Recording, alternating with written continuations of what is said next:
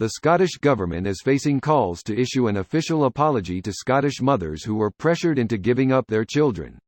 It is estimated 60,000 women had babies adopted simply because they were unmarried. In the 50s, 60s and 70s, many women were coerced into handing over their babies. Here's a summary of the article.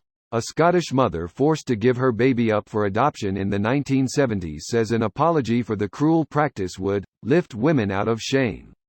The Scottish Government is facing calls to issue an official apology to Scottish mothers who were pressured into giving up their children.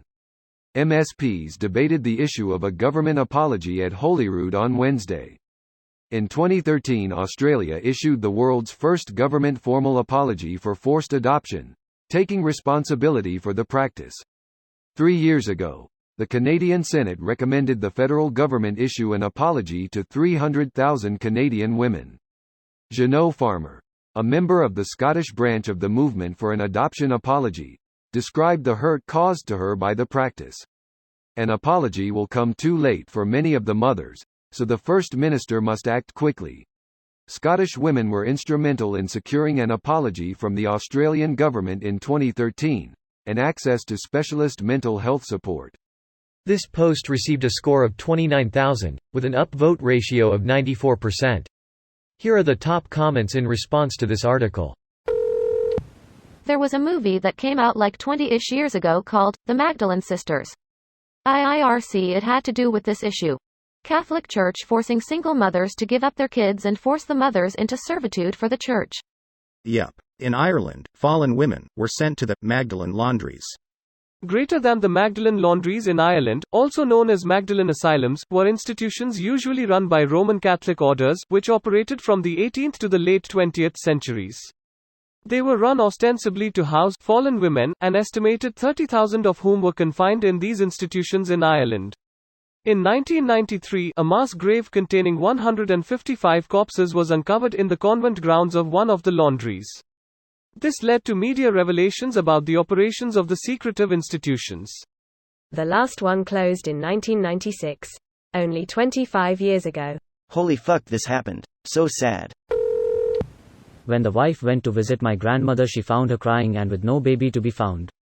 My grandmother told her that the baby was a girl with dark hair and she had a chicken pox scar on her face.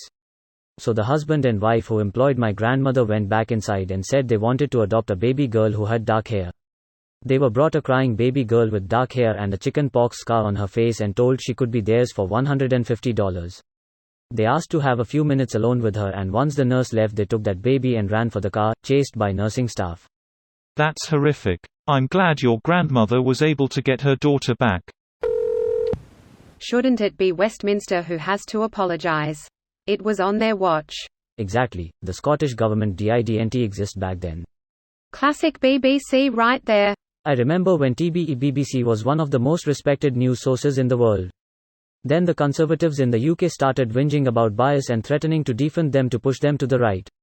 The coup de grace was when the Tories announced that the government would be appointing 11 of the 13 board members. Now they are nothing but a mouthpiece for the Tory party that is paid for by the British taxpayer. Beyond that, they have become basically unwatchable since the Brexit. Same thing is slowly happening to our state Australia-funded TV channels like ABC and SBS in Australia. The LNP have been in power for 9 years, so they can't say anything bad about them without risking funding cuts. They've already had heaps of funding cuts and board members changed to suit their agenda. They also want to privatise them. This video was automatically created by Reddit to speech. The article and comments in this video were selected from Reddit according to their upvotes, and any paraphrasing was performed by smmry.com, without any human intervention.